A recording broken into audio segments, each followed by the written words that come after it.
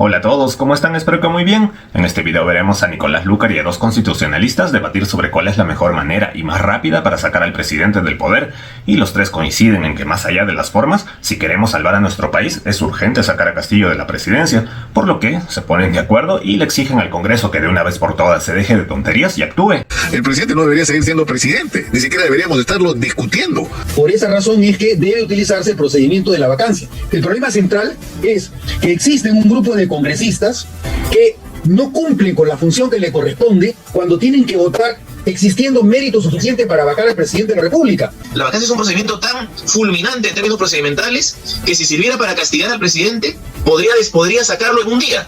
Ya podría el Congreso hacer un juicio político, pero prefieren la vacancia, prefieren lo más difícil. Probablemente no quieren sacarlo y quieren quedarse todos. Así es, todo está en manos del Congreso, y dependiendo de qué figura se escoja, ya sea la vacancia o la destitución, se requieren más o menos votos. Pero la cuestión acá es que ambos constitucionalistas tienen posiciones totalmente divergentes. Eso demuestra que el derecho es pura interpretación, más allá de que digan que no, que se tiene que seguir la ley al pie de la letra. No, nada que ver. El derecho es interpretación, y eso va a quedar demostrado en este video, que está realmente interesante y muy ilustrativo, así que les recomiendo verlo completo. Y bueno, más allá de las discrepancias, ambos constitucionalistas están de acuerdo en una cosa: que Castillo tiene que salir del poder como sea. Y bueno, escuchemos. Yo no sé si podemos empezar con Omar Cairo. ¿Cuál es tu juicio, Omar? ¿Qué es lo que viene ahora? Es decir, la Comisión de Fiscalización concluye que hay motivos para acusar al presidente. ¿Qué significa eso? Para acusarlo constitucionalmente. ¿Qué significa eso? Sí, Nicolás. En lo que respecta a los delitos, quiero ser lo menos emplear la menor cantidad de calificativos posibles, pero esto es inevitable.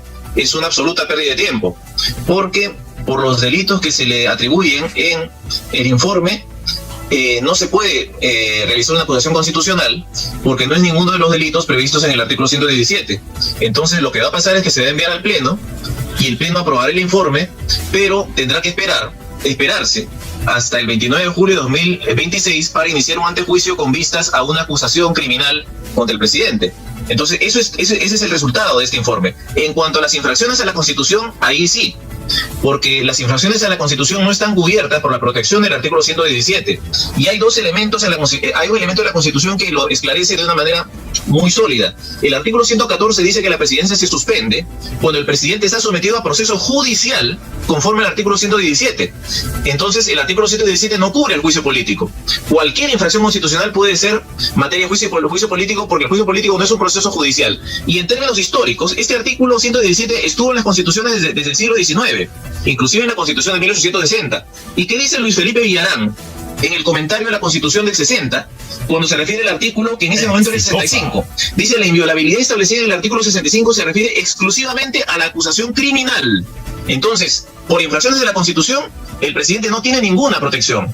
El presidente puede ser sometido a juicio político por infracción constitucional, por cualquier infracción constitucional durante su mandato. Por eso es que el hecho que no haya acudido a la comisión investigadora, la Comisión de Fiscalización con facultades de comisión investigadora, que le hizo incurrir en infracción al artículo 97, y por eso sin informe que se va a sostener hoy día, ya podría el Congreso hacer un juicio político. Lo que pasa es que no sé por qué extraña razón no lo hacen, y es curioso porque para destituirlo por juicio político requieren 66 votos, y para vacarlo y para destituirlo mediante vacancia, cosa que no corresponde porque la vacancia no sirve para castigar nada, se requiere 87, pero prefieren la vacancia, prefieren lo más difícil. Probablemente no quieren sacarlo y quieren quedarse todos. Eso es una especulación, pero bueno, pero todo invita a pensar eso.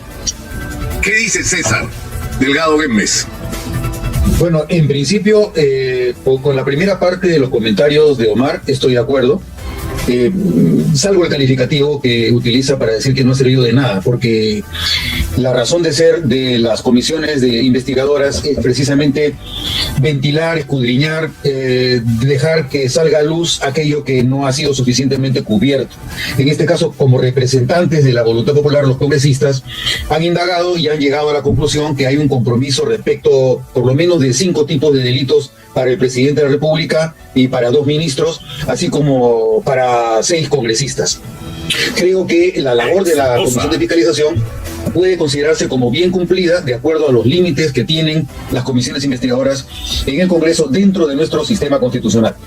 En cuanto a el tema que menciona Omar relacionado con la infracción de la Constitución, sí tengo una discrepancia con él, porque me parece que el artículo 117 de la Constitución sí incluye la posibilidad de acusar al presidente de la República por infracción de la Constitución. En el caso de, por ejemplo, del congresista Dacio Espinosa Soto, cuando a él se lo inhabilita, no se lo inhabilita por el delito de traición a la patria, sino por un caso de traición a la patria que era una infracción de la Constitución. Las infracciones de la Constitución están incluidas dentro del artículo 117. Esa es la opinión en la que discrepo respecto de lo que señala Omar. Por eso es que creo que no podría tampoco acusársele al presidente de la República por una infracción de la Constitución, como serían las que él habría cometido y que vincula a la Comisión de Fiscalización respecto a temas de corrupción principalmente, no exclusivamente, pero sí principalmente, porque ha debido también cumplir la Constitución, velar por el cumplimiento, etcétera, etcétera, y no lo ha hecho. Entonces, creo que el principal problema ante el que nos encontramos es que el presidente de la República no va a poder ser acusado durante su mandato, hasta que éste dure, por delitos cometidos en el ejercicio de la función, ni por infracción a la Constitución. Ya, pero lo que tú dices, Omar, es que sí hay un punto por el cual podría acusársele constitucionalmente, que es por no haber ido o no haber recibido a la Comisión de Fiscalización. La Constitución dice que todos los ciudadanos están obligados a acudir a estas citaciones, y el presidente no lo ha hecho. Entonces tú dices, eso es una infracción constitucional. Sí, es verdad, y yo respeto mucho la posición de mi profesor César Delgado. Lo que ocurre es que no ha utilizado ningún referente más que el sentido común para decir que no están comprendidas las infracciones constitucionales, que están comprendidas las infracciones constitucionales en el 117. Y yo he recurrido a una fuente histórica, que es Luis Felipe Villarán, 1899, que es al pasado y al presente, porque en el presente el artículo 114 dice que se suspende la presidencia cuando el presidente está sometido a proceso judicial, conforme al 117. O sea, el 117 se refiere a procedimientos judiciales, y el juicio político no es procedimiento judicial, ni siquiera es la antesala de un proceso judicial, porque termina en el Congreso, porque es una infracción a la Constitución que el Congreso castiga.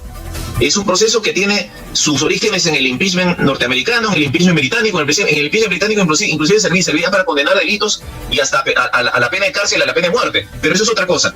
En todo caso, el pasado, la tradición histórica, la doctrina y el presente indican que el artículo 117 se refiere a procesos judiciales. Por lo tanto, respetuosamente no veo ningún asidero para afirmar que el juicio político no puede utilizarse durante el mandato. Y sobre los votos es importantísimo.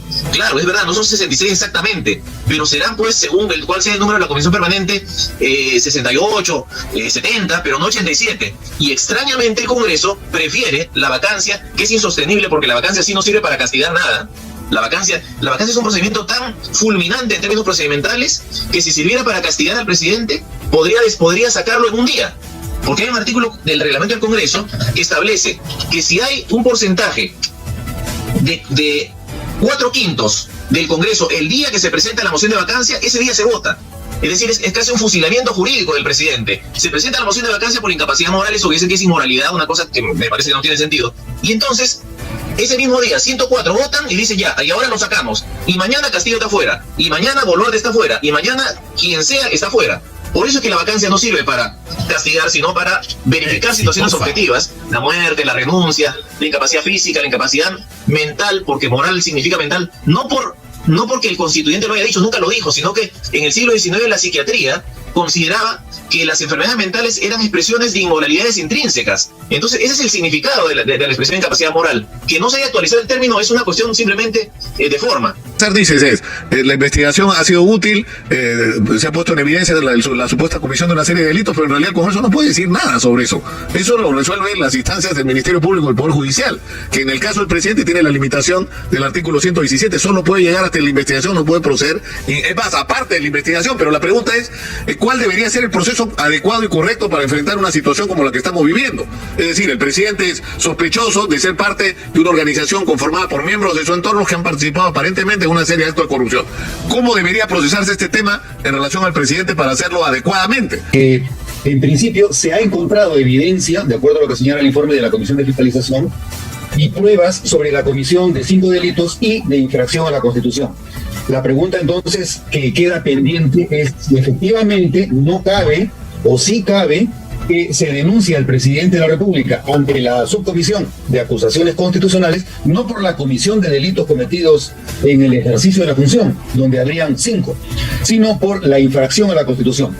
El argumento por el que yo señalo que no cabe iniciarle el proceso al presidente de la República por infracción a la Constitución es porque entre las causales que prevé el artículo 117 no se menciona ningún tipo de delito. Por ejemplo, la disolución del Congreso.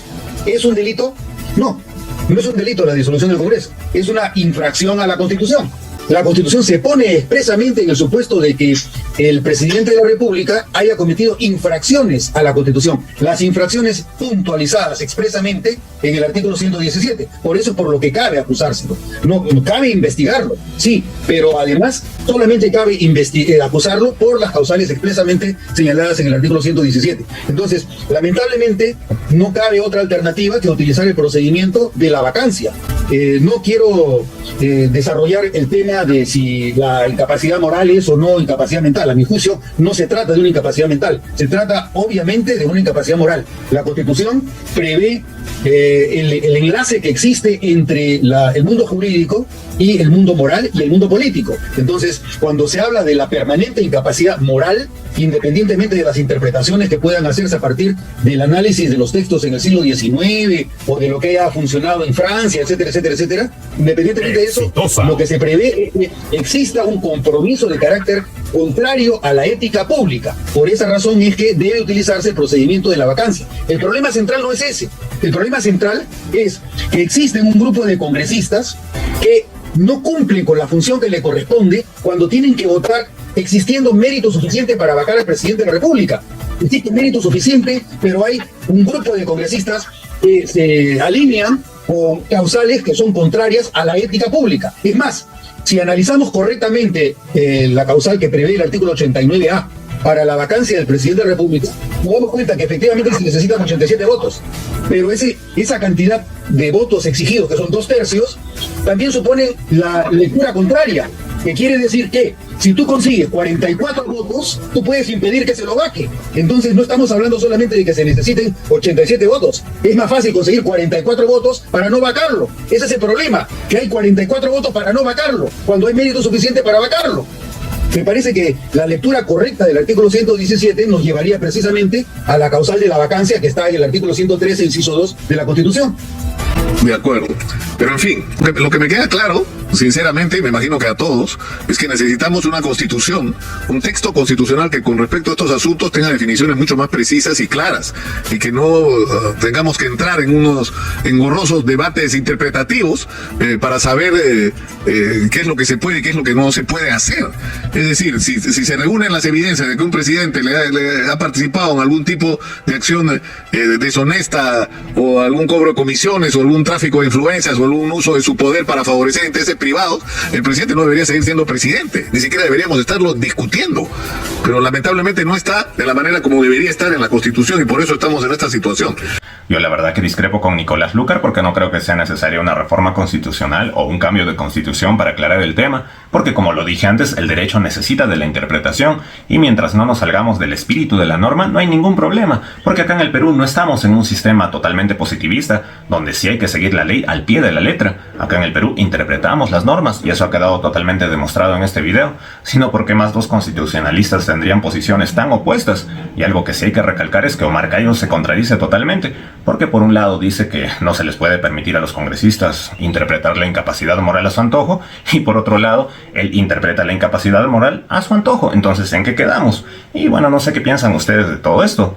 ¿Con cuál de los dos constitucionalistas están de acuerdo? Los estaré leyendo en los comentarios. Y si les gustó el video, por favor suscríbanse a este canal y activen la campana de notificaciones. Muchas gracias de antemano. Ahora sí me despido y hasta la próxima.